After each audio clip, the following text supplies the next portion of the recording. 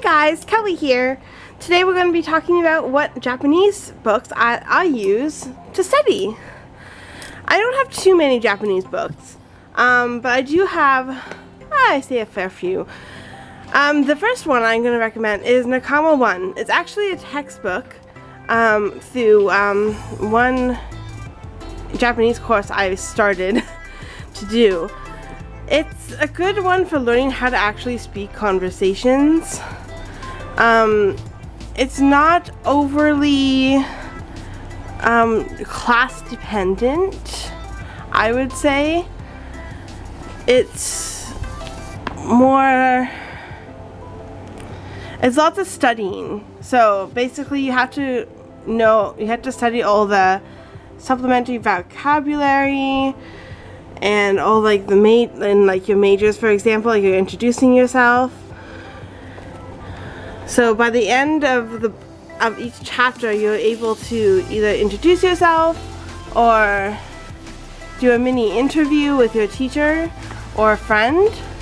So I did like this textbook. I'm definitely gonna go back to it eventually.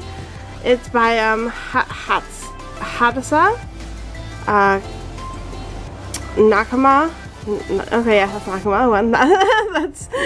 That's what the textbook is called. The other one I used a lot for studying was Japanese from Zero. I do like this book. It's a really slow going book, which is nice if you want to work slowly.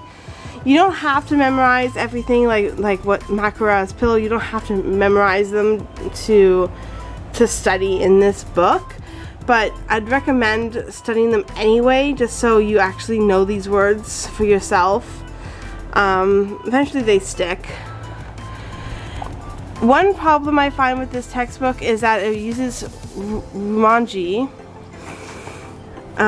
with the hiragana. So as you can see, Onesan, sorry, is used in romanji, and you're basically using the hiragana you learn as you go. Still a really good book. You start with numbers first, and eventually you get into doing actual sentences in the exercises. And it also has an answer key in the back. So that's always handy. There's 4 books in this series, so I'm still finishing this one. I'm a really slow mover with my Japanese. I'm going to try and focus more this year with having a let's play of Let's Learn Hiragana together. Another book I got is the Japanese Hiragana and Katakana for Beginners. So basically if this is your learning style, it might not be your learning style, but it shows you the picture of the hiragana and a picture that represents it, so you can kind of try and remember it. Each one has one, and you basically write it out over and over and over and over and over again. I've actually learned this isn't the best way of learning for me, considering I tried it again with katakana, and I can't remember any katakana except for a few. So I'm gonna have to go over this book again. But if you want something just to practice your writing in, I think it's a good book to get started on. It does come with a CD as well, I believe. Yes, it did come with a CD with flashcards. Let's see, 6 common names of katakana, flashcard practice, yeah, printable flashcards, self quizzes, and bonus practice writing pages. I don't know where that CD is right now, but that did help me with my hiragana. I just have to do it over and over again until you get it. Hiragana is not too hard, but it's just the matter of learning it and the best way to learn it for you. Another book I have is Japanese in 10 Minutes a Day. I haven't touched this textbook much, to be honest, but I should, because it has a new digital download as well. It kind of goes into your Japanese letters, what it goes into numbering, as you can see here, goes into colors. It also comes out with these stickers that you put on things. As you see, one is missing, and that is Rampu for lamp. I found these actually really helpful. I just don't know how, for example, sofa, how you're supposed to keep that on your sofa without it coming off. But the repetition of seeing it did help me remember the word. So if you have any suggestions for that, let me know. Other than that, it is a good book. I think it's all visual, which is nice. I just have to spend the 10 minutes a day, to be honest. I've been so busy with schooling that I haven't had time to sit down and actually watch it. So yeah, that's Japanese in 10 minutes a day. It is by, I don't know who it's by. That's not good. But it's around 50 bucks at Chapters if you live in Canada.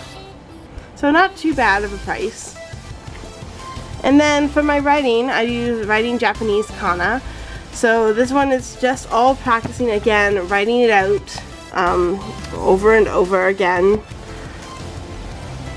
It also says voice and voiceless consonants, so you kind of learn about that.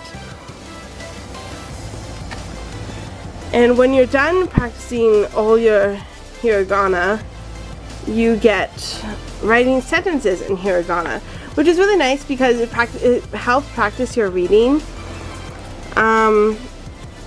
It tells you about vertical writing, different writing styles, but I really like that it has patterns, not patterns, but sentences you can practice writing out in hiragana.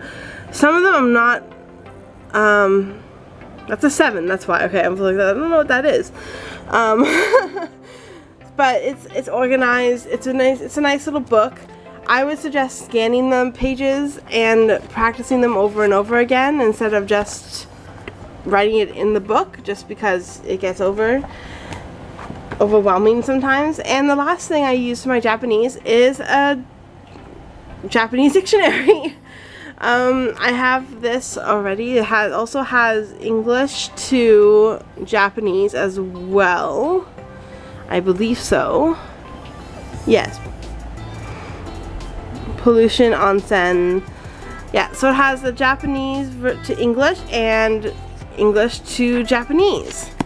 So yeah, these are all the books that I use to study my Japanese. I'm looking forward to learning some Korean soon, and I'm going to be doing a video once I get some books on that. And yeah, so thank you for following me through my Japanese books, and I'll see you next time. Bye!